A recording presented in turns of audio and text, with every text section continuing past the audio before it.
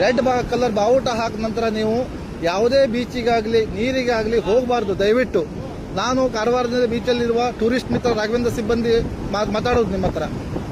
ಇದರಿಂದ ಜನರಿಗೆ ತಿಳ್ಕೊಳ್ಬೋದು ಏನಂದ್ರೆ ತಮ್ಮ ಮಕ್ಕಳಿಗಾಗಲಿ ಇಲ್ಲಿ ನಾವು ಕೈ ಹಿಡ್ಕೊಂಡಿರ್ತೀವಿ, ಸ್ವಲ್ಪ ಸಮೀಪ ಹೋಗ್ತೀವಿ, ನಾವು ಸ್ವಲ್ಪ ಸಮೀಪ ಬಿಡ್ತೀವಿ ಅಂತ ಹೇಳ್ತಾರೆ. ನಾವು ಎಷ್ಟು ಸಲ ಹೇಳಿದ್ರು ಜನ ಕೇಳಲ್ಲ.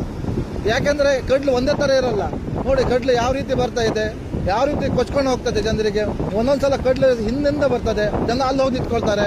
ಒಂದೇ ಸಲ ಕಡ್ಲು ಮೇಲ್ಗಡೆನೇ ಬರ್ತದೆ, ಅವಾಗ ಕೊಚ್ಕೊಂಡು ಹೋಗ್ಬಿಡ್ತಾರೆ. ಕೆಳಗಿಂದ ರಿಪ್ ಕರೆಂಟ್ ಇರುತ್ತೆ ಸಮುದ್ರಕ್ಕೆ. ಯಾವೊಬ್ಬ ಫಿಶರ್ ಮ್ಯಾನ್ ಸುದ್ದ ನೀರಿಗೆ ಹೋಗಲ್ಲ ಈ ಟೈಮಿಗೆ. ಆದರೆ ಬಂದಂತ ಪ್ರವಾಸಿಗರು ನಮ್ಮ ಮಾತಿಗೆ ಬೆಲೆನೇ ಕೊಡಲ್ಲ. ಒಂದೊಂದು ಟೈಮಿಗೆ ನಾವು ಇಷ್ಟಕ್ಕೆ ಹೇಳ್ತೀವಿ, ಯಾರ ಸಲುವಾಗಿ ಹೇಳ್ಕೊಳ್ತೀವಿ, ಯಾವುದೇ ಇನ್ಸಿಡೆಂಟ್ ಆಗಬಾರ್ದು ಅಂತ ಒಂದು ರಿಕ್ವೆಸ್ಟ್ ಮಾಡ್ಕೊಳ್ತೀವಿ ಪ್ರವಾಸಿಗರಿಗೆ. ಯಾಕಂದರೆ ನೀವು ಕಾರವಾರ ಆಗಲಿ ಕುಮಟಾ ಆಗಲಿ ಯಾವುದೇ ಸಮುದ್ರ ತೀರಕ್ಕೆ ಮಳೆಗಾಲದಲ್ಲಿ ಜೂನ್ ಜುಲೈ ಆಗಸ್ಟ್ ಯಾವುದೇ ಟ್ರಿಪ್ ಕೈಗೊಳ್ಳಬೇಡಿ ಅಂತ ವಿನಂತಿ ಮಾಡ್ಕೊಳ್ತೀವಿ. ಯಾಕಂದ್ರೆ ನಿಮ್ಮ ಜೀವಕ್ಕೆ ಅಪಾಯ ಇದು.